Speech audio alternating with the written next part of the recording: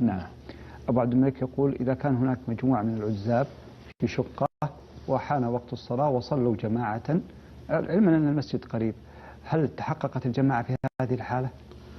يقول النبي صلى الله عليه وسلم لما سأله الرجل الأعمى قال يا رسول الله إني رجل أعمى وليس لي قائد يلائمني يقودني للمسجد، فهل تجد لي رخصة في أن أصلي في بيتي؟ هذا سؤال من رجل أعمى ليس له قائد يقوده للمسجد، وسأل النبي صلى الله عليه وسلم الرخصة في أن يصلي في بيته، وهو عليه الصلاة والسلام الرفيق الرحيم بأمته الذي ما خير بين أمرين لاختار أيسرهما. ماذا قال عليه الصلاة والسلام؟ قال هل تسمع حي على الصلاة حي على الفلاح؟ قال نعم. قال فأجب.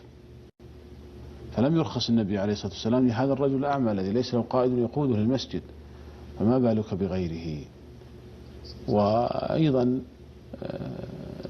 ذكر ابن مسعود رضي الله عنه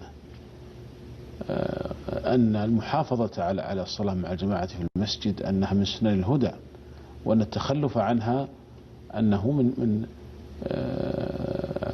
علامات المنافقين. قال ولقد رأيتنا، وما يتخلف عنها يعني عن الصلاة في المسجد إلا منافق معلوم النفاق.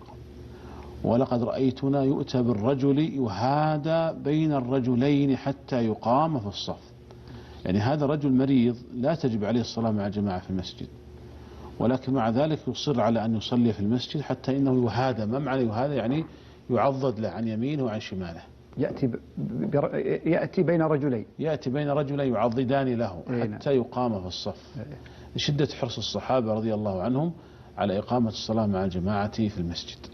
ولذلك نقول الأخ الكريم يجب على هؤلاء أن يصلوا مع جماعة المسلمين في المسجد. نعم.